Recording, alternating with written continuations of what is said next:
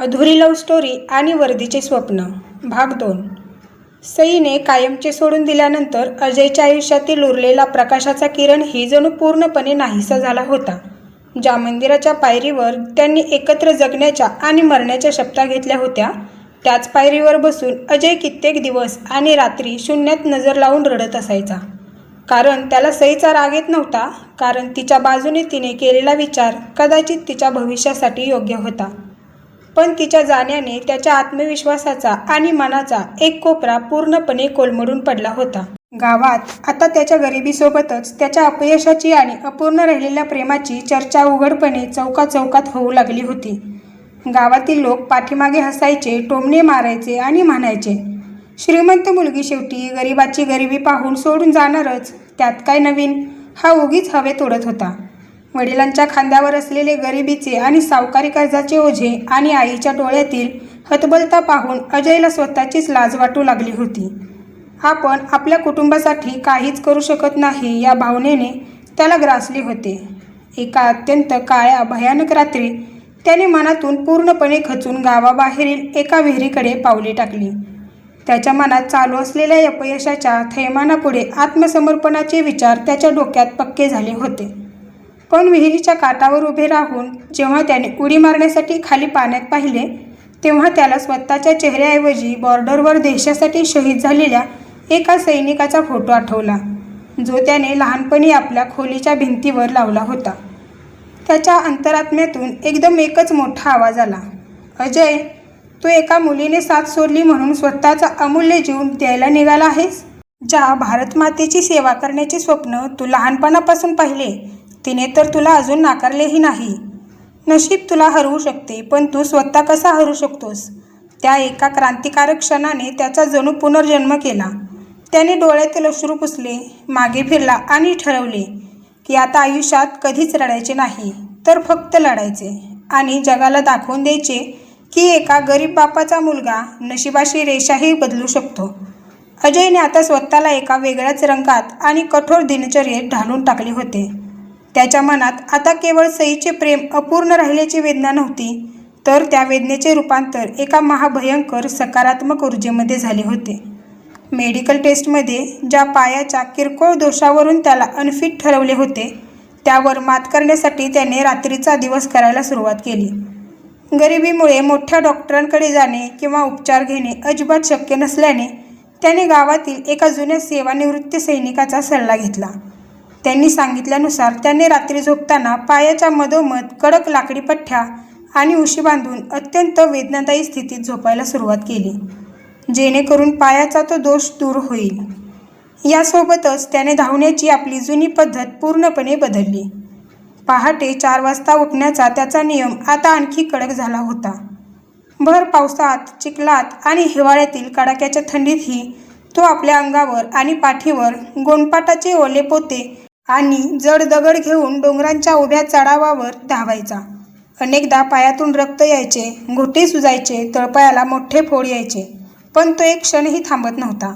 कारण प्रत्येक वेदनेच्या आणि थकण्याच्या क्षणी त्याला सईने दिलेला तो नकार आणि गावाने मारलेले बोचरे टोमणे आठवायचे, जे त्याला पुढे धावण्यासाठी चाबुकासारखे काम करायचे.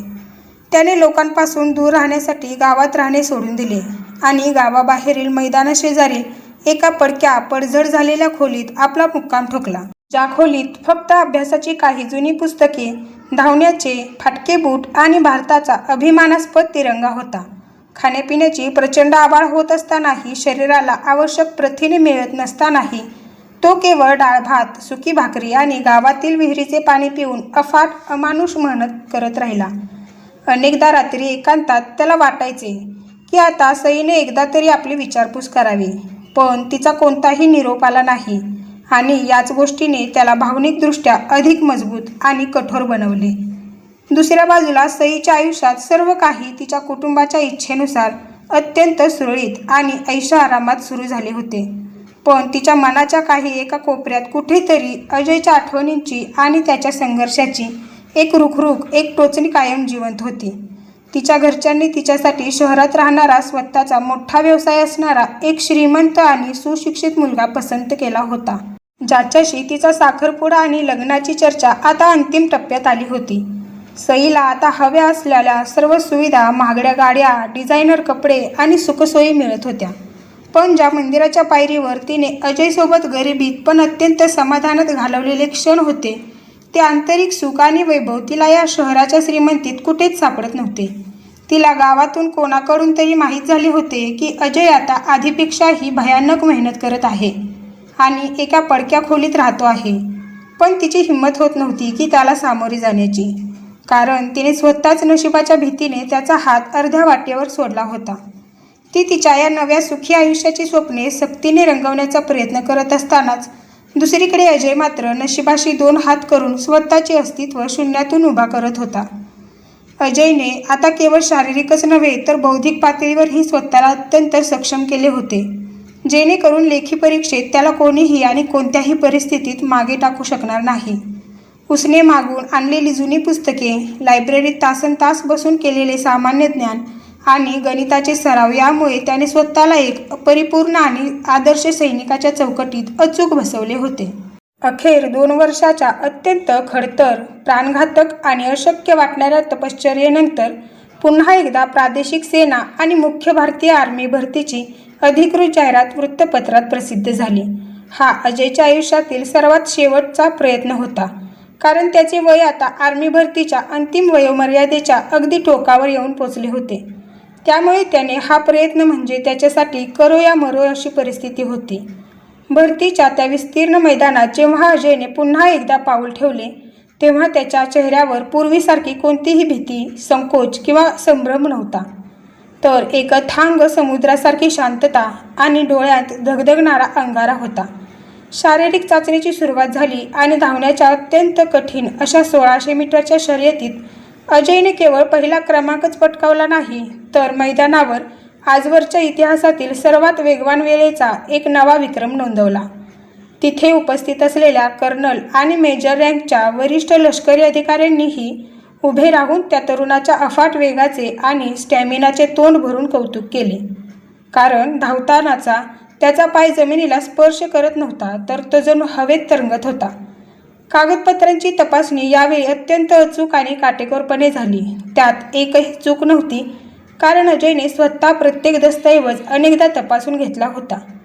पुढच्या टप्प्यात प्रॅक्टिकल आणि अत्यंत कठीण अशी लेखी परीक्षा झाली, ज्यामध्ये अजयने आपल्या अफाट अभ्यासाच्या जोरावर संपूर्ण राज्यात अव्वल स्थान पटकावले. आता सर्वात मोठा आणि अंतिम अडथळा होता तो म्हणजे ती मेडिकल टेस्ट, ज्याने गेल्या वेळी त्याचे संपूर्ण स्वप्न धुळीस मिळवले होते. वैद्यकीय चाचणीच्या त्या पांढऱ्या खोलीत जेव्हा लष्करी डॉक्टरांनी अजयच्या पायाची, हाडांची आणि संपूर्ण शरीराची तपासणी सुरू केली, तेव्हा अजयचे हृदय वेगाने धडधडत होते. पण त्याने आपल्या चेहऱ्यावरचा आत्मविश्वास जराही ढळू दिला नाही. डॉक्टरांनी त्याच्या पायाची हाडे, चालण्याची पद्धत आणि जुना दोष अत्यंत बारकाईने वेगवेगळ्या कोनातून तपासला. पण गेल्या 2 वर्षात अजयने केलेल्या विशिष्ट, अत्यंत वेदनादायी व्यायामामुळे तो पायाचा दोष आता पूर्णपणे मुळापासून नाहीसा झाला होता आणि त्याचे पाय आता एका सैनिकासारखे परफेक्ट झाले होते. डॉक्टरांनी समाधानाने हसून त्याच्या फाईलवर मोठ्या अक्षरात मेडिकल फिट असा लाल रंगाचा शिक्का मारला आणि तो शिक्का पाहताच अजयच्या डोळ्यातून गेल्या अनेक वर्षांचे साचलेले अश्रू आनंदाच्या रूपाने वाहू लागले. काही दिवसानंतर जेव्हा भारतीय सैन्याची अंतिम गुणवत्ता यादी जाहीर झाली, तेव्हा त्या यादीत संपूर्ण राज्यात सर्वात वर अजय सूर्यवंशी हे नाव अभिमानाने चमकत होते. त्याची भारतीय सैन्यात थेट निवड झाली होती आणि त्याला प्रशिक्षणासाठी देशातील सर्वात प्रतिष्ठित लष्करी केंद्रात मानाने बोलवण्यात आले होते. गावात ही बातमी वाऱ्यासारखी पसरली. जे लोक कालपर्यंत त्याला नावे ठेवत होते, त्याची गरिबी पाहून हसत होते, तेच आज त्याच्या घराबाहेर ढोल, ताशे, गुलाल आणि मिठाई घेऊन मोठ्या अभिमानाने नाचायला आले होते. अजय जेव्हा 9 महिन्यांचे अत्यंत कठीण लष्करी प्रशिक्षण पूर्ण करून आर्मीची ती अधिकृत देशसेवेची वर्दी घालून, डोक्यावर सन्मानाची लष्करी टोपी आणि पायात चमकदार काळे बूट्स चढवून पहिल्यांदा सुट्टीवर आपल्या गावात आला, तेव्हा संपूर्ण गावाने त्याचे स्वागत एखाद्या विजयी राजासारखे केले. त्याचे गरीब वृद्ध आईवडील आपल्या मुलाची ही भव्य वर्दी, त्याच्या खांद्यावरील स्टार्स पाहून ढसाढसा रडले. त्यांच्या वडिलांनी आयुष्यात पहिल्यांदाच समाजासमोर अभिमानाने आपली छाती ताणली होती आणि आईच्या डोळ्यांतील हतबलता आता एक वीरमातेच्या अभिमानात बदलली होती. अजय गावकऱ्यांच्या गर्दीतून वाट काढत सरळ त्या जुन्या मंदिराच्या पायरीवर गेला, जिथे त्याचे प्रेम अपूर्ण राहिले होते. त्याने तिथल्या मातीला स्पर्श करून कपाळावर लावले आणि भारताच्या तिरंग्याला एक कडक शिस्तबद्ध सॅल्यूट ठोकला. त्याचवेळी गर्दीच्या एका दूरच्या कोपऱ्यात सई आपल्या आईवडिलांसोबत उभी राहून डोळ्यात पश्चातापाचे अश्रू घेऊन अजयच्या या भव्य रूपाकडे पाहत होती.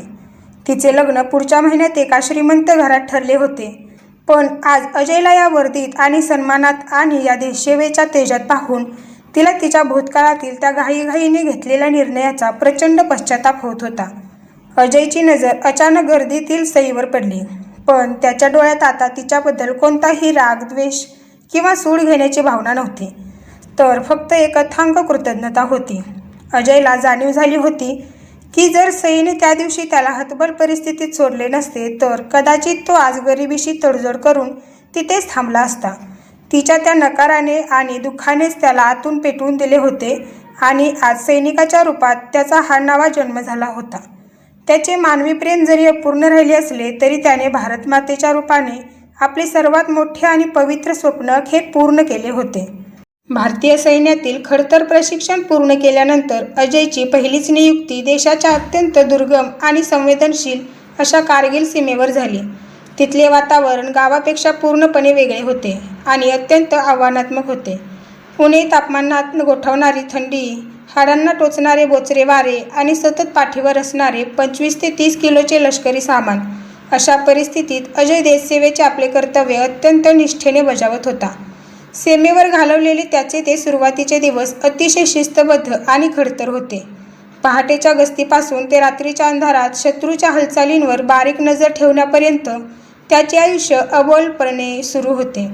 अपूर्ण प्रेमाच्या जखमा आता कर्तव्याच्या भावनेखाली पूर्णपणे गाडल्या गेल्या होत्या. असे दिवस जात असतानाच अचानक एक दिवस सीमेपलीकडून शत्रूने मोठा गोळीबार सुरू केला आणि बघता बघता त्याचे रूपांतर एका भीषण युद्धात झाले. अजयच्या तुकडीला शत्रूचे एक महत्त्वाचे बंकर उद्ध्वस्त करण्याची जबाबदारी मिळाली. प्राणांची बाजी लावून अजय आणि त्याचे सहकारी शत्रूच्या गोळ्यांचा सामना करत पुढे सरसावले.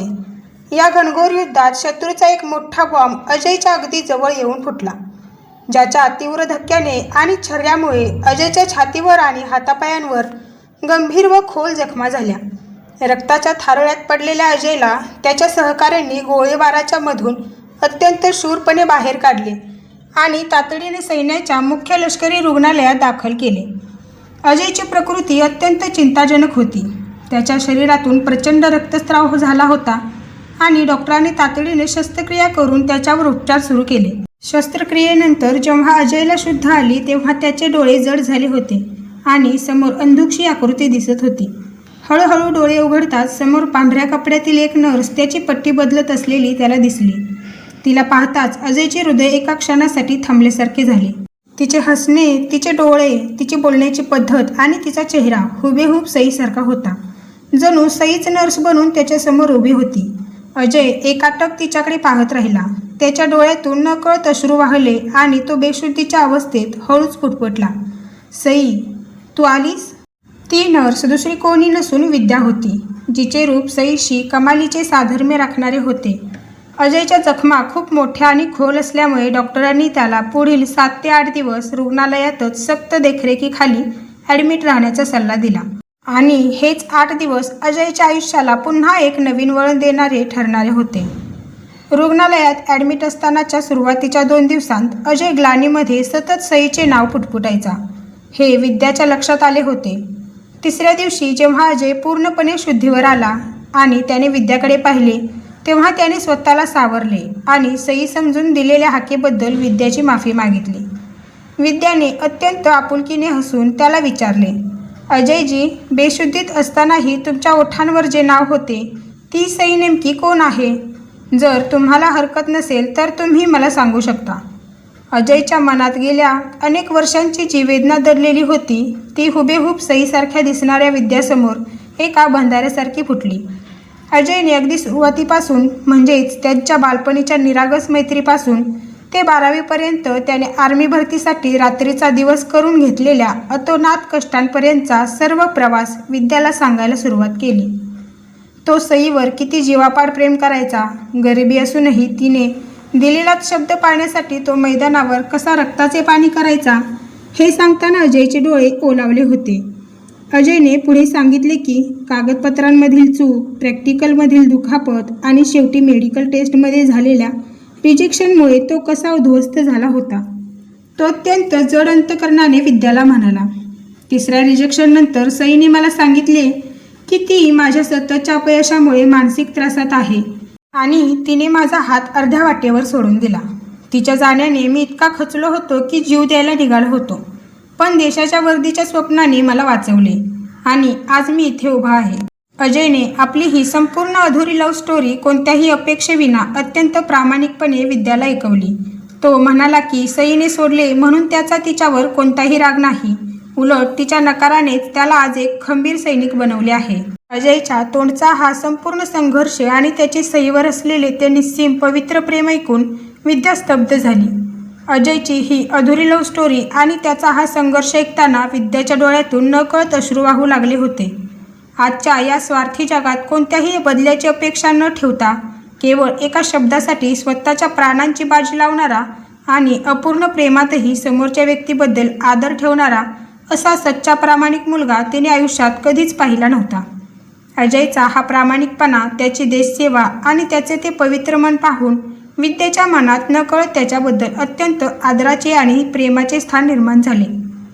5व्या आणि 6व्या दिवशी रुग्णालयात त्याची काळजी घेताना विद्या आता केवळ एक नर्स म्हणून नव्हे तर अजयच्या त्या तुटलेल्या मनाला सावरणारी एक सावली बनून त्याच्या पाठीशी उभी राहू लागली.